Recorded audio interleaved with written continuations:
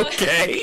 So the story goes that my dad was learning to play the mandolin, my sister Amber was starting to learn to play the fiddle, and I was learning to play the piano.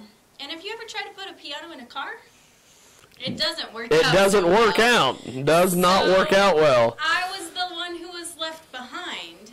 And so I started saying, Dad, I want an instrument. I was 6. And so my dad, of course, thought to himself, well, whatever I get her, she's not going to probably stick with. You know, it'll be a 2-week phase. It'll be a one and done kind of thing. So I'm not going to spend very much money on it, right? And so the music store in Concordia, Kansas had ordered 2 3/4 size plywood mountain dulcimers for someone who never came and got them. Apparently they thought they were the gateway to hell too. Ordered it and then changed their minds. So they sat there in the music store and they got cheaper and cheaper and cheaper until my dad decided that a mountain dulcimer would be a perfect instrument for That would be the perfect thing to do. Yeah. Well, that's pretty awesome. Now, with what was the process of being able to play that? Do you play it like a? I have zero musical talent, so I'm looking at that thinking, well, I would play that like you would play a guitar, but I'm sure that is probably not the case. Well, it is a fretted stringed instrument like Okay. a guitar, and you play it with the fingers of your left hand and a pick in your right hand like a guitar. Okay. But from there, things start getting different. On a guitar, the lowest string is on top and the highest string is on bottom. And on Oh, wow. the dulcimer, it's backwards. Okay. The mountain dulcimer has 3 strings. Traditionally, it was a diatonic instrument, so it would be like a piano with only the white keys. Wow, that's pretty cool. Notes missing. Now, traditional mountain dulcimer people say that I have crossed over to the dark side. I have a fully chromatic dulcimer, so I have the white keys and the black keys, and I can play all the notes. But traditionally, it was played where the frets were only under one string and the other strings were there just for drone. And so it has a sound sort of reminiscent to the bagpipes when it's played that way. Oh, wow. So I could give you a little taste of Yes, if you can, if you can. I'm actually not that good at playing it traditionally, but I'll give it my best shot. Okay, go.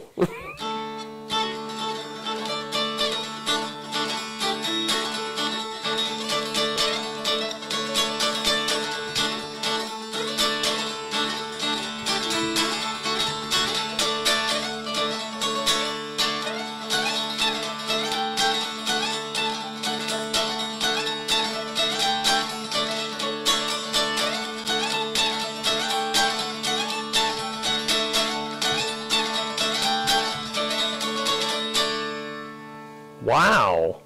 It does sound like bagpipes. It kind of does have the Holy shnikes. Yeah.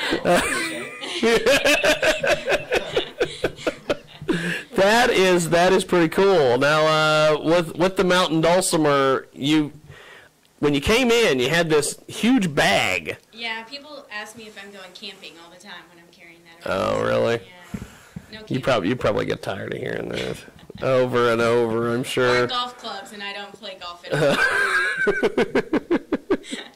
Now, you said that you had 2 dulcimers in there. Is there a purpose for having 2? So I've got them. Or are you just like a dulcimer collector? Well, actually, I mean, my like 7 or 8 dulcimers for dulcimer collectors is nothing. But I mean, yeah, I have quite a few. But my 2 I keep tuned in different tunings, and they're set up a little bit differently. So that's pretty cool. Yeah. So with a mountain dulcimer, you can pretty much play that with any type of music, or do you try to stay traditional? Because I know, like with guitars, you can do, country music, rock music, all sorts of things. How do you work a mountain dulcimer into? Well, I tend to just go for it and see what happens. And Could somebody freestyle rap over a mountain dulcimer? Has that ever happened? We could try it. Has that ever happened before? We might have to do that later. Not that I know. I really haven't seen it. We'll have to practice something and come back in a couple months. Okay. Then I wouldn't be freestyling.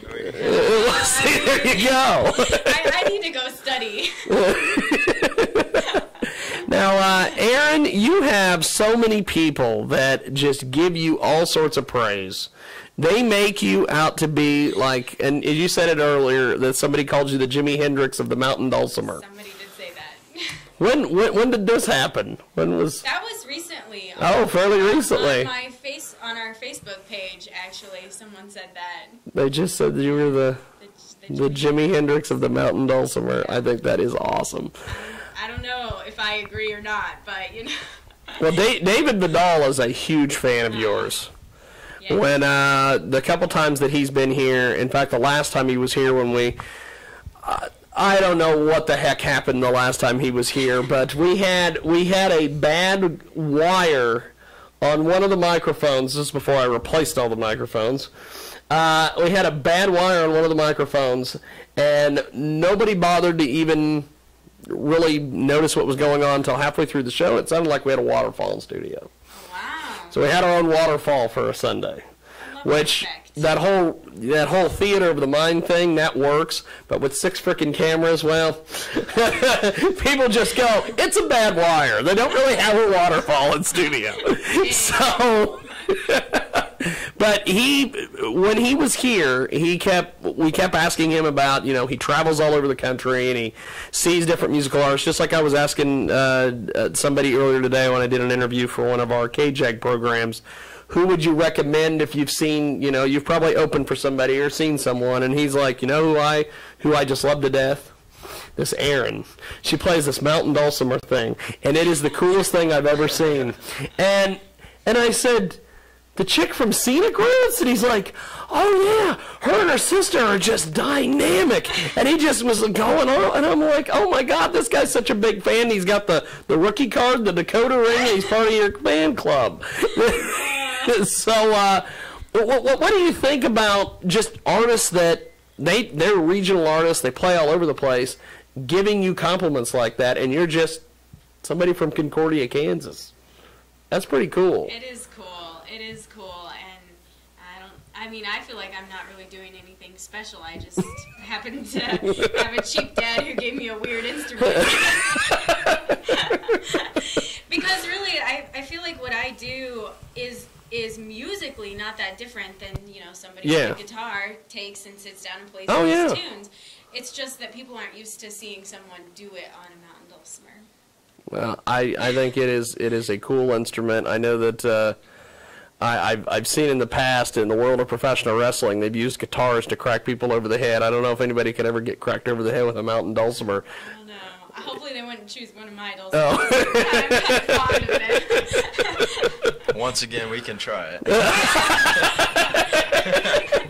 Hey, I'm trying to set up your boy Key Boy up for a wrestling match here in Hutchinson. He wanted to have Mitch Bass at the Double Barrel is thinking about bringing professional wrestling to town, and Key Boy wants to wrestle. So we might be able, maybe we could do a trade out with Guitar Center, and they can give us a mountain dulcimer, and Key Boy can crack it over someone's head or something. I don't know. I believe it. Key starts riots no matter where he is. Ring or no ring.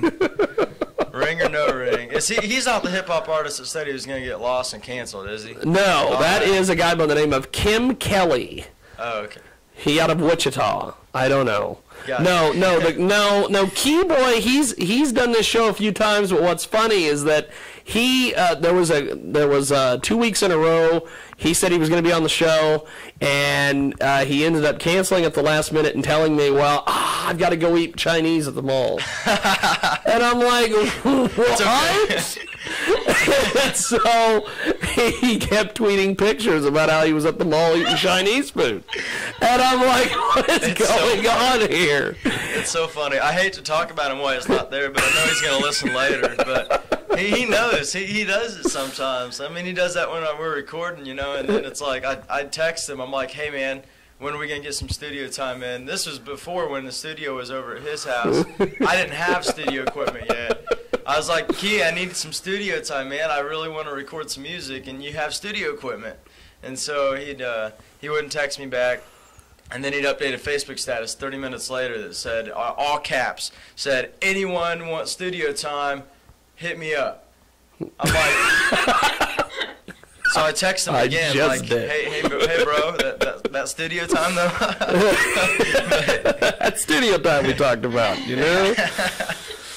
Well, I know one thing that's always funny about when I bring up Key Boy and then the mall Chinese restaurant, when they were getting ready to close, and I almost told the story to Young Prof earlier, but I don't know, I got distracted. Who knows? Shiny objects, something, and and what I thought was so funny was people were so outraged and so mad they were leaving. They got on their Facebook page and started posting, "Oh, please don't go, please don't go." And the next day, they got on there, they left a one-line message that says, "Okay, we'll be back tomorrow." And they've been open ever since. So I'm like, okay, that's all it took. It's just to say, "Yep, don't go." Okay, we won't. But Aaron, what do you have a tune you can play for us on the mountain dulcimer there?